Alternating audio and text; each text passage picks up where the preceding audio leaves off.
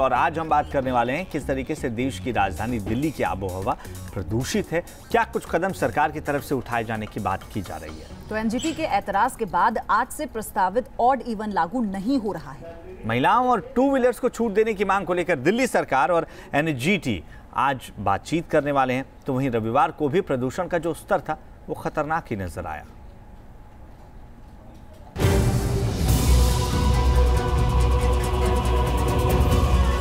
Delhi NCR की फिजा में घुलता है स्मॉग का जहर अब भी कायम है। धुंध की चादर में राजधानी गुम दिखाई दे रही है। स्मॉग के धूल कण से फिलहाल दिल्ली को नहीं मिली निजात। रविवार को खतरनाक स्तर पर जा पहुंचा प्रदूषण। दिल्ली एनसीआर में प्रदूषण से राहत की उम्मीद लगाए बैठे लोगों को फिर मायूसी हाथ लगी। एक तरफ जहां ऑड इवन पर दिल्ली सरकार को बैकफुट पर आना पड़ा, तो वहीं रविवार को प्रदूषण का स्तर खतरनाक लेवल तक पहुंच गया। Central control room for air quality management के मुताबिक रविवार दोपहर हवा में PM 2.5 का स्तर 478 अंक पहुंच गया था, तो वहीं PM10 713 अंक को छू गया। केंद्रीय प्रदूषण नियंत्रण बोर्ड के मुताबिक रविवार शाम 7 बजे 5 जगहों पर एयर क्वालिटी इंडेक्स बहुत खराब था। दिल्ली के अलावा एनसीआर की बात करें तो नोएडा में AQI का स्तर 500, गाजियाबाद में 500 और फरीदाबाद में 482 दर्ज किया गया। 0 से 200 तक के ये स्तर सामान्य माने जाते हैं, जबकि 400 से ऊपर खतरनाक।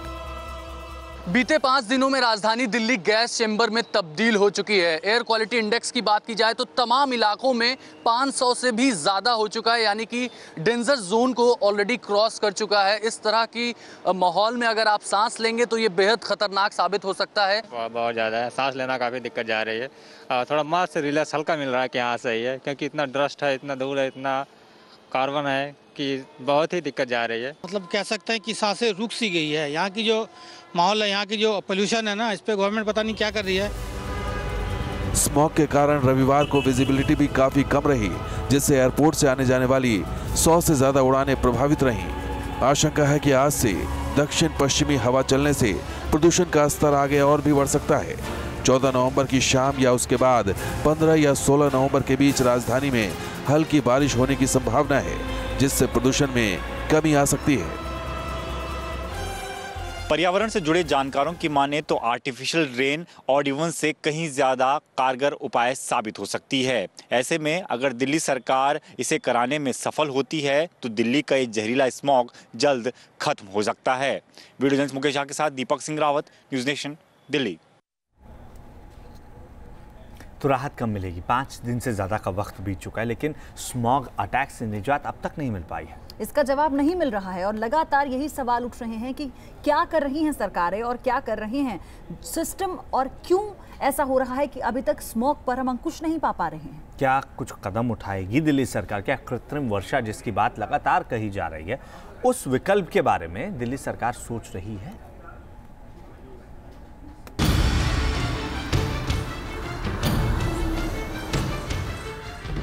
दिल्ली में स्मॉग का शिकंजा कसता जा रहा है। लोग बेहाल हैं, लेकिन सरकार और उसका सिस्टम हाथ पर हाथ धरे बैठा है। 120 घंटे से दिल्ली गैस चेंबर में है, लेकिन हालात नहीं सुधरे।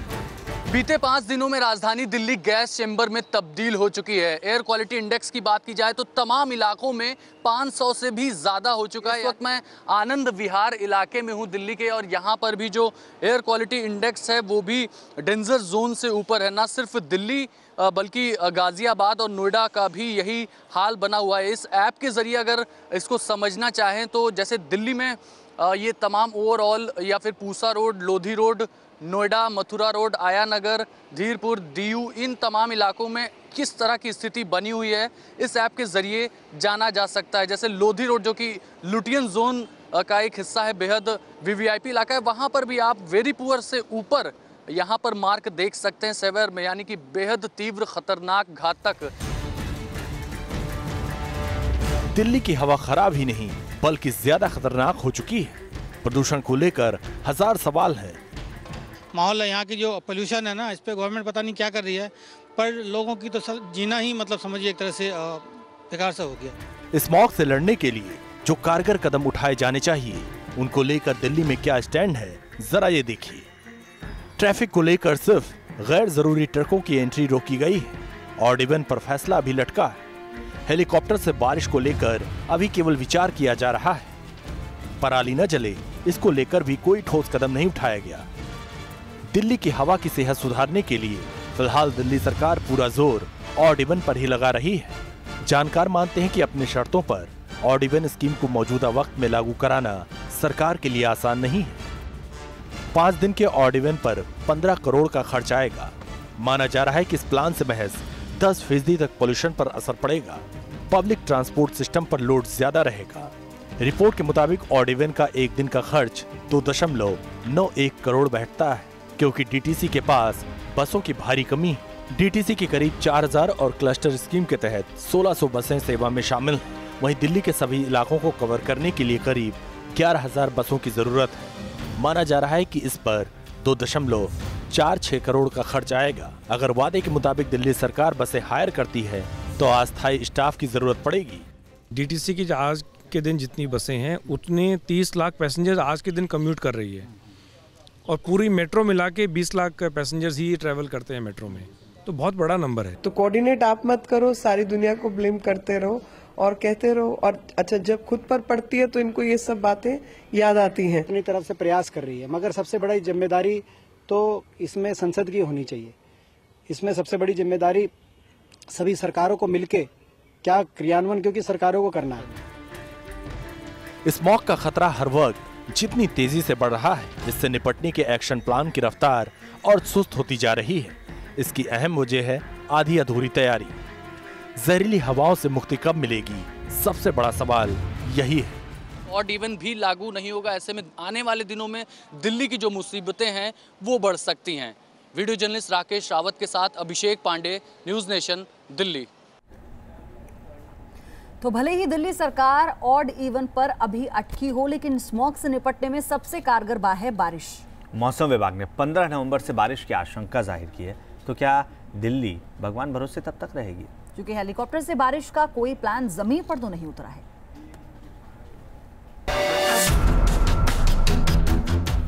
धुआं दिल्ली में कब होगी राहत की बारिश?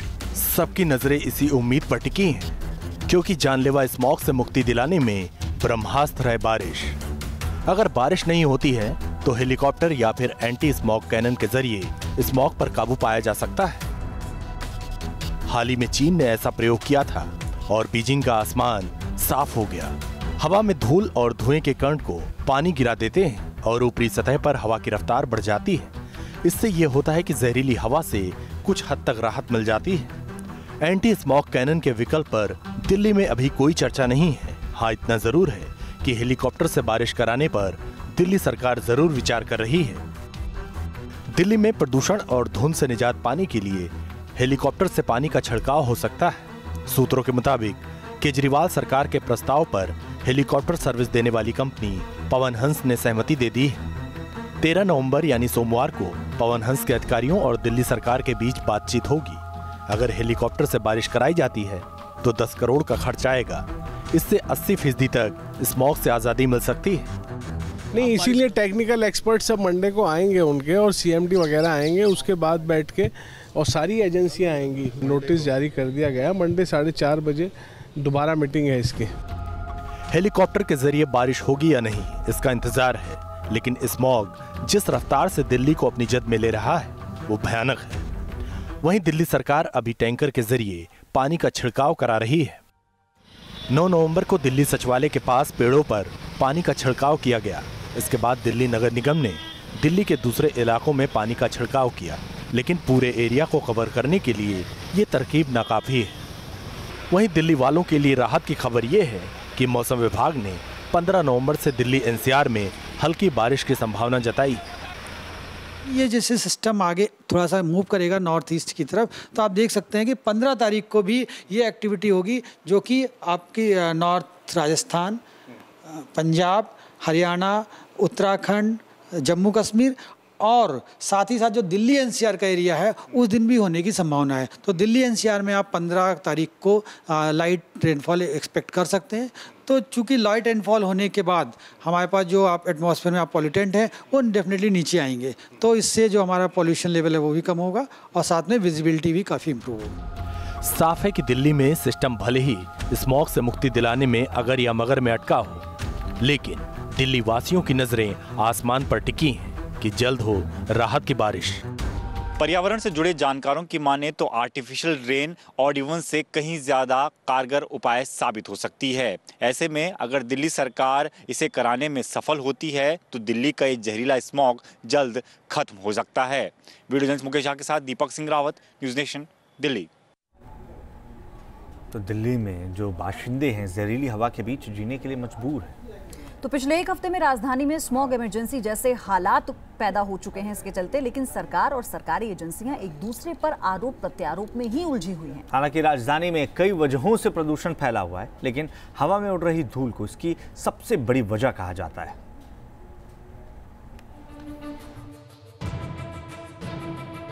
दिल्ली एनसीआर जानलेवा प्रदूषण से जूझ रहा है। इसकी वजह कई चीजों को माना जा रहा है।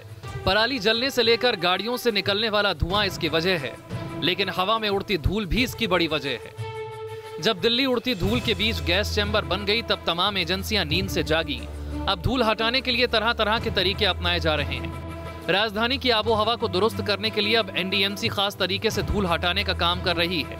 इसके लिए डस्ट रिमूविंग मशीन का इस्तेमाल किया जा रहा है। एनडीएमसी इलाके में आने वाली 132 सड़कों में अब इसी मशीन के जरिए सफाई की जा रही है। सड़कों से डस्ट पार्टिकल हटाने के साथ ही ये मशीन पाइप के जरिए पानी का छिड़काव कर धूल को उड़ने से भी रोकती है। दिल्ली के गैस चैम्बर में तब्दील हो जाने के बाद से लगभग तमाम एजेंसियां नींद से जागी हैं और तरह तरह के तरीके अपनाए जा रहे हैं। प्रदूषण को दूर करने के लिए ये तरीके आजमाए जा रहे हैं। एनडीएमसी इलाके में इस वक्त जो डस्ट पार्टिकल्स हैं सड़कों पर, उन्हें हटाने की कोशिश की जा रही है। ये एक मशीन है खास किस्म की जो एनडीएमसी इस्तेमाल करती है सड़कों से धूल हटाने के लिए। इसमें आप देख सकते हैं ये एक पुर्जा लगा हुआ है और इसमें पानी का छिड़काव भी हो रहा है ताकि जो डस्ट पार्टिकल हटे वो ज़्यादा दूर तक ना फैले। जाहिर सी बात है धूल के कण भी प्रदूषण में काफ़ी कंट्रीब्यूट करते हैं और इसी वजह से एनडीएमसी भी अब सजग दिख रही है, लगातार कोशिश कर रही है कि किसी भी तरह से जो सड़कों पर धूल फैला है बुरी तरह से वो हटे। हवा में फैली धूल सेहत के लिए खतरनाक होती है। दरअसल 10 माइक्रोन से छोटे धूल कण हवा में घुल जाते हैं और सांस के जरिए शरीर में चले जाते हैं, जिसकी वजह से कई बीमारियां होती हैं। धूल की वजह से सांस लेने में तकलीफ होती है। इसके अलावा धूल भरी हवा में सांस लेने से आंखों में जलन, बेचैनी, जी मिचलाना और घुटन महसूस होने जैसी मुश्किलें पेश आती हैं। बच्चों, गर्भवती महिलाओं और बुजुर्गों को ज्यादा परेशानी होती है। गले में तकलीफ, सरदर्द, नींद न आने जैसी बीमारियां भी हो सकती हैं। हार्ट से जुड़ी बीमारी और अस्थमा से पीड़ित लोगों के लिए धूल प्रदूषण जानलेवा साबित हो सकता है। एक रिसर्च के मुताबिक धूल से कैंसर जैसी जानलेवा बीमारी भी हो सकती है। कहते हैं बचाव ही सबसे बड़ी समझदारी होती है, लिहाजा लोगों को प्रदूषण के जहर से बचने के लिए सावधानी बरतनी चाहिए। घर से बाहर निकलने पर मास्क का इस्तेमाल करें, घर को साफ सुथरा रखें और साथ ही घर को गीले पोछे से साफ करें। घर की सफाई फिल्टर लगे वैक्यूम क्लीनर से भी कर सकते हैं। घर में पुराने सामान और फर्नीचर जमा ना होने दें। घर के अंदर धूम्रपान न करें और न ही किसी को करने दें। धुएं रहित ईंधन का इस्तेमाल करें। अगरबत्ती, मोमबत्ती और धुआं फैलाने वाली दूसरी चीजों के इस्तेमाल से भी बचें। इन छोटी छोटी सावधानियों के जरिए आप हवा में घुल रहे जहर से बच सकते हैं। वीडियो जर्नलिस्ट अजीत यादव के साथ रिजवान आरिफ, न्यूज़ नेशन, दिल्ली। दिल्ली इंसान में प्रदूषण जिस रफ्तार से अपने पांव पसार रहा है उसमें जरूरत है सख्त कदम उठाने की। आपको सिलसिलेवार तरीके से हम दिखाते हैं कैसे हवा खराब ही नहीं खतरनाक भी हो चुकी है।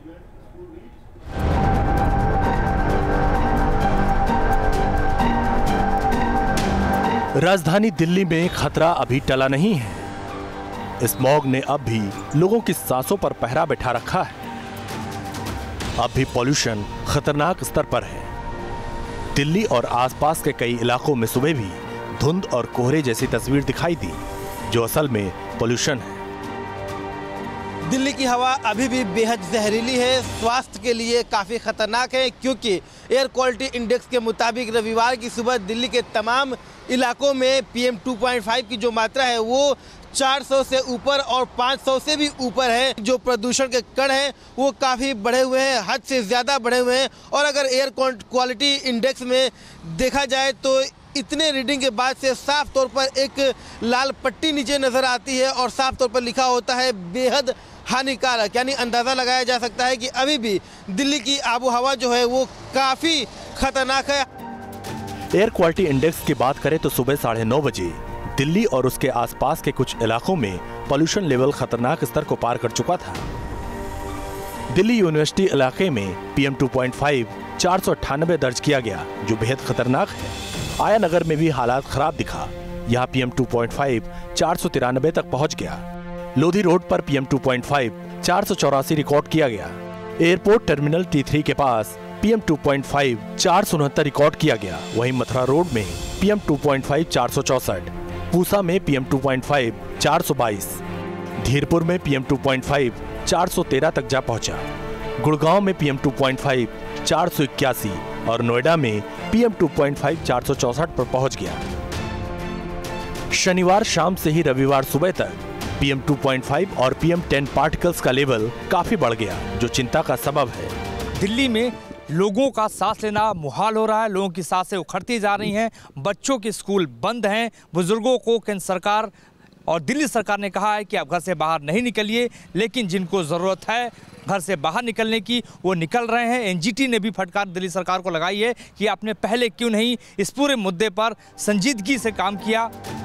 इंडिया गेट और आसपास के इलाकों में जो लोग सुबह सुबह मॉर्निंग वॉक पर निकले थे, वो स्मॉग से जूझते नजर आए। दिक्कत थोड़ा सांस लेने में हल्का हल्का दिक्कत हो रहा है, अभी पहले से थोड़ा दिक्कत हो रहा है। दिल्ली से सटे नोएडा, गुड़गांव और गाजियाबाद में भी पॉल्यूशन जानलेवा बना हुआ है। नोएडा में NGT के आदेशों को ताक पर रखकर निर्माण कार्य किया जा रहा है, जिससे हवा में जहर घुलता ही जा रहा है। दिल्ली से रिजवान आरिफ, मोहित राज दुबे और राम कुमार के साथ टीम न्यूज़ नेशन।